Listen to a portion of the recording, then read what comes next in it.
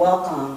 This is the Recalibrate Your Life show with Janice McMillian. I am your host, and I am delighted today that we're going to be talking about something that's really, it speaks to my heart. But I have with me a panel of delightful, strong, powerful women, and I want each one to introduce themselves and just tell them your specialty.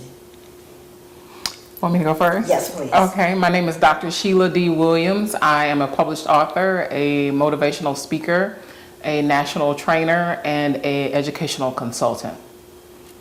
Okay, my name is Dr. Cheryl Mentor. I am senior pastor of Anointed Word Life Center in East Point. I am an international coach, empowerment coach. I also have a travel agency. Hello everyone, I'm Pamela Green and I am the President and CEO of the HR Coaching and Career Institute. I'm a published author, a keynote speaker, and an executive and career coach. All right. Well, we're going to jump right in. Today we're going to talk about created for something big, stuck in something small. Mm-hmm. So let's start. I'm going to start with you, Dr. Sheila. Okay. We hear a lot about purpose. Can you talk about what is purposeful living? I think that for me, I think for everyone, it could be a different meaning. First of all, let me say that. I think that anytime when you find yourself doing something and you're not happy with what you're doing, you're not living in your purpose. Right. I think that, again, I say for every individual is different for that individual. For me, God is the center of my life. So everything that I do, everything that I commit myself to is centered around God and His purpose for me. Mm-hmm. So it's not about me. When I stop and I realized at a very early age that this thing wasn't about me, when I realized that it wasn't about me, then I started to live in my purpose. And I realized that His purpose for me was not the purpose that I had for myself. Mm-hmm. So I think that for those of us who live a God-centered life, we're walking in our purpose. Right. For those who are still trying to search that out, or there are maybe those who are listening and that God is not the center of their life. Mm-hmm. I think for you need to find whatever that center is, and then once you find that center, then you will live your purpose. Right. Dr. Mentor. I think that again, just like she said, purpose. I think sometimes you have to be intentional. Because there are giftings, there are things that God has called you to, and you have to work it out. And some people start out and they may be so great at what they're doing, and some people have to take steps. So everybody is on a different playing field. So I think that it's the individual. You have to work out what you think your gifting is, and that gifting is your purpose, and it'll lead you where God has originally called you to. Mm-hmm. That's true. The only thing that I would add is that for me, living purposefully is being deliberate, being intentional. Mm-hmm. When I come up against a line to plow through that, to not allow obstacles to hold me back and to get in my way, but look at them as opportunities.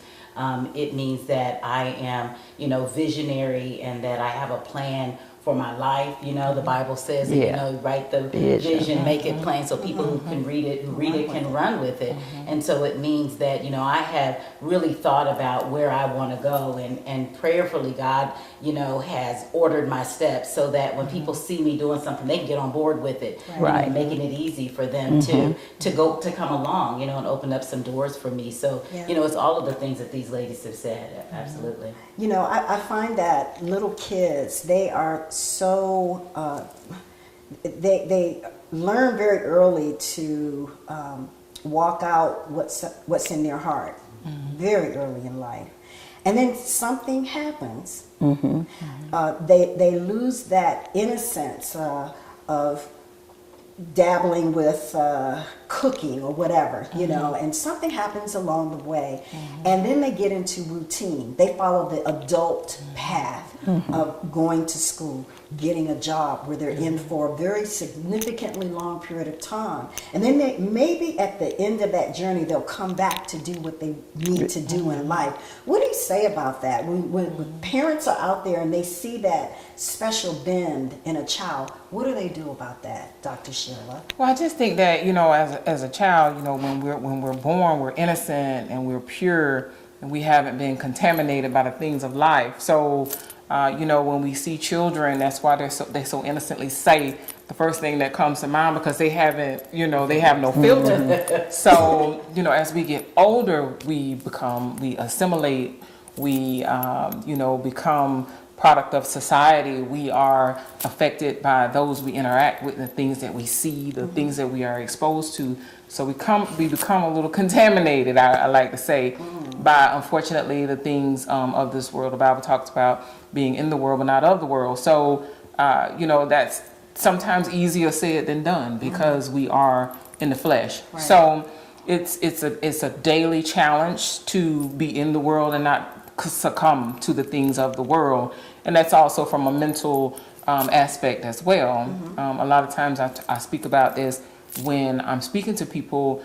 The challenge is not necessarily in the physical being, it's in the mental being, because once you take charge of that, everything else kind of falls in place. Right. So when you are interacting with, societal things that are coming at you, if you are prayed up in that point where you are, when these things come at you in your career, you realize this may not be the job for me. This may not be the career for me. I've had a successful period of time in this particular place, but now it's time for me to move on. Right. So you have no hard feelings about it. You take that opportunity and you learn from that experience and you move on.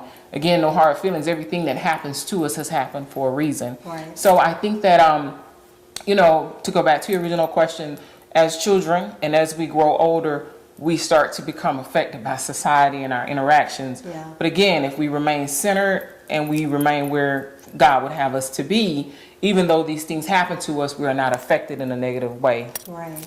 Well, we're getting ready to go into our first break, but Pamela, I just want you to just take us into our break and just share briefly what happens in that transition. I think we got a few more seconds. Which transition? Transition from children of innocence into just that.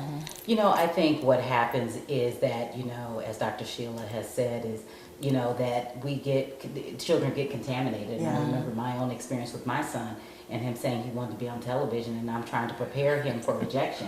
Right. And then he said, well, never mind, I don't want to, because you said that I might not make it. And I said, okay, those weren't my words, but, so they're easily imprinted. Right. And it's tough to undo that. Right. And so we have to be careful with their bent, figuring out what their call is on their life, and really encouraging them to go in that direction. That's right. Well, if you've just tuned in, this is the Recalibrate Your Life show with Janice McMillian, and today we are talking about created for something big, stuck in something small. We're going to go into our first break, and we'll be right back.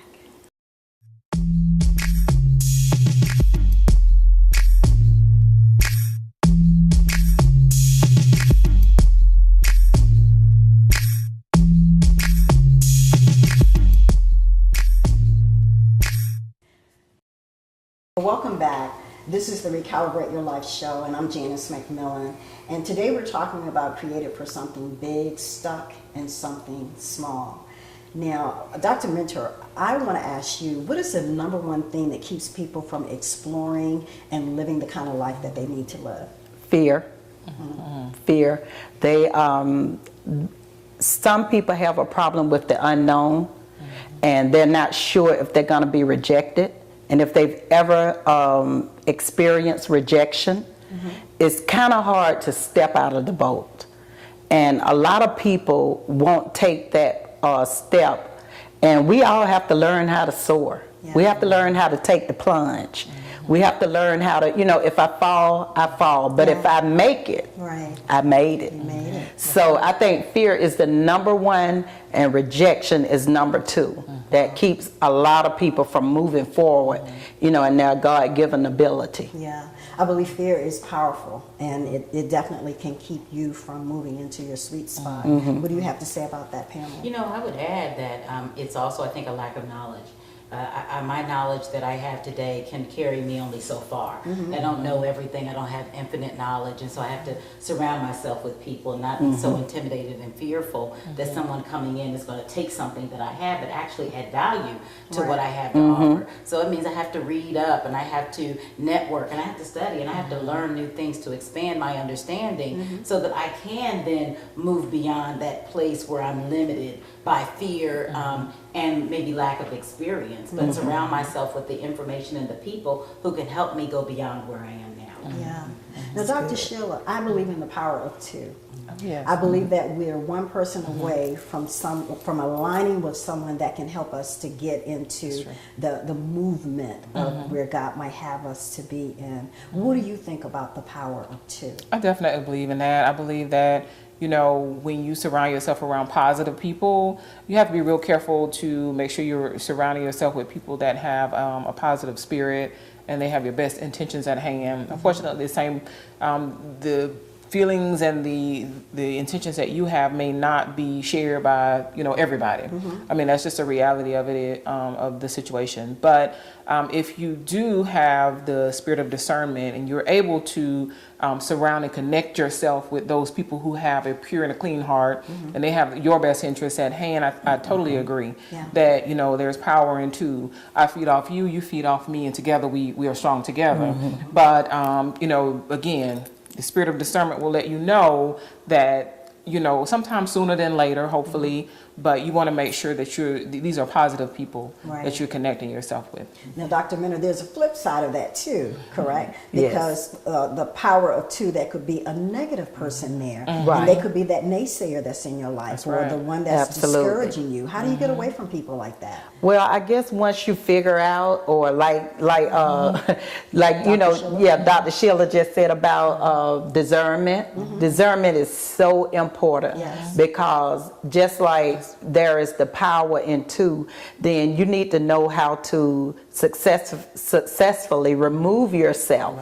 And there are people that are out to gain information from you, but they won't give you information. And I've experienced that. You know, I'll help them, and then, you know, but it all goes back to the story of David, where David told the baker and the butler, and he left his life in their hand and said, you know, when you see the king, don't forget about it. You know, and so a lot of times we have that Joseph syndrome. We want to help somebody, but we forget that God has what he called divine connections. And when divine connections come, Kairos moments come. And when Kairos moments come, nobody can stop you from being in the move of the groove of what God has already called and placed you in. You heard that, the move and the groove. Okay. Now, Pamela, I want to ask you a question. I just finished reading a book entitled Essentialism. The direct pursuit of pursuing less. And it talks about how no is a complete sentence, and how we have to say no to some things in life in order for us to get to a place where we need to be. You know, it's really interesting. I was working in a corporate job before I started my own company, and what's interesting is I was introduced to this notion of what will we stop doing so that we can do the things that we want to do. And that means being able to say no to myself. You know, what am I going to stop doing? Because I can't do everything.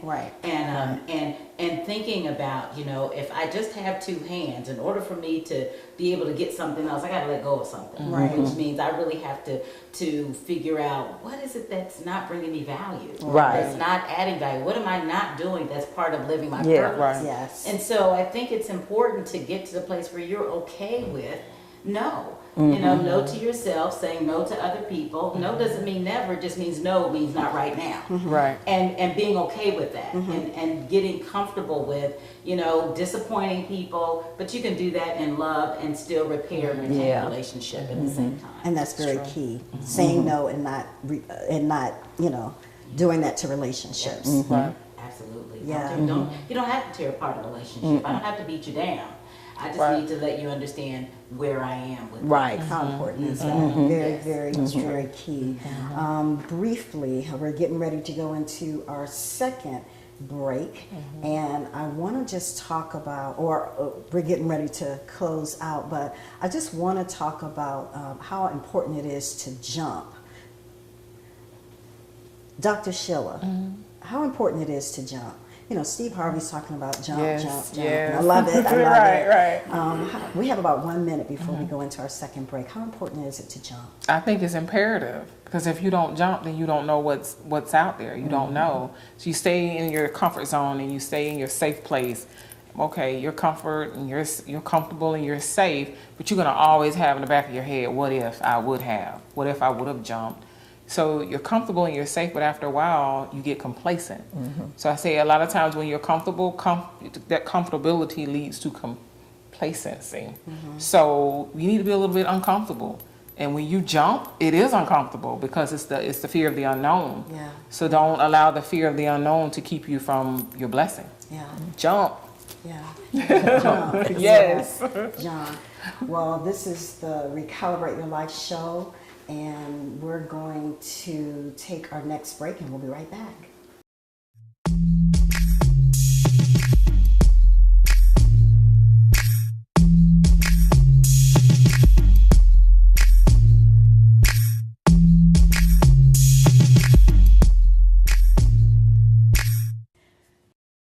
Welcome back. This is the Recalibrate Your Life show. I'm Janice McMillian, and we're talking today about created for something big, stuck in something small. I want to talk about, what would you say to someone who needs to jump and step into something big?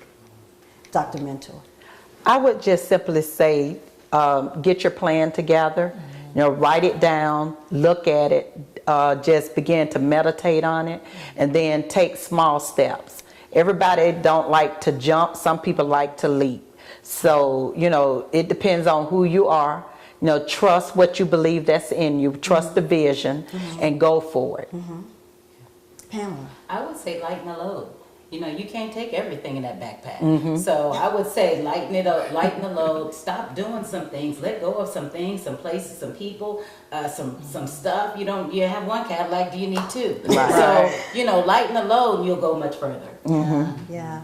What would you say, Dr. Schiller, for someone who wants to live big according to God's purpose? There you go. I say you got to center it all. Because when you say big, how big is big? What does big mean? That's right. Define what big is, So, you have to understand and have to have a firm understanding of what that means to you. And be prepared for it, because you pray and you ask for one thing, and then when you get it, you might not be ready for it. Right. So be prepared. Have that outline, pray it up, and have a clear vision of what this means that you're asking for. Because a lot of times we, like the kid in the candy store, we ask for all of this stuff. Then when we get it, we don't know what to do with it. And you can't jump without preparation. That's right. There has to be, and even the Bible talks about write the vision down. You have to commit something to paper in order for you to follow. So preparation is so important. How important is writing the vision? For sure, because once you write it down and you have a clear vision of what it is you're hoping and wishing to accomplish, then you stick with that.